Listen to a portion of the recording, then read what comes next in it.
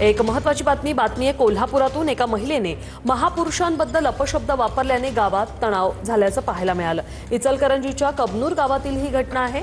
तर शिवप्रेमींकडून कबनूर चौकात रास्ता रोको करण्यात आला। संतप्त जमावाकडून महिलेच्या घराची तोडफोडही करण्यात आली।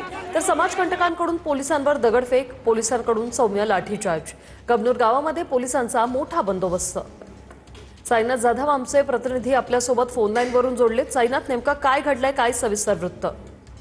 वृषाली जी इचलकरंजी लगत असणाऱ्या कबनूर गावामध्ये काल एका महिलेने महापुरुषांबद्दल अपशब्द वापरल्यामुळे संतप्त महिलांनी काल कबनूर चौकामध्ये येऊन रस्ता रोको केला। त्यानंतर याची माहिती पोलिसांना मिळाली। पोलीस घटनास्थळी येऊन समाजाला समजून सांगण्याचा प्रयत्न केला, पण समाज ऐकण्याच्या परिस्थितीत नव्हता। तोच मॉब पुन्हा शिवाजीनगर पोलीस स्टेशनच्या बाहेर जाऊन संतप्त महिलेवर गुन्हा दाखल करा आणि दाखल केल्यानंतर तिला ताब्यात घ्या अशी मागणी केली। जोपर्यंत तिला ताब्यात घेत नाही, गुन्हा दाखल तोपर्यंत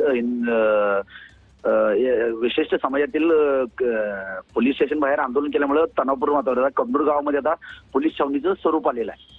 वृषाली, नक्कीच धन्यवाद साईनाथ, तुम्ही दिलेल्या या माहितीसाठी।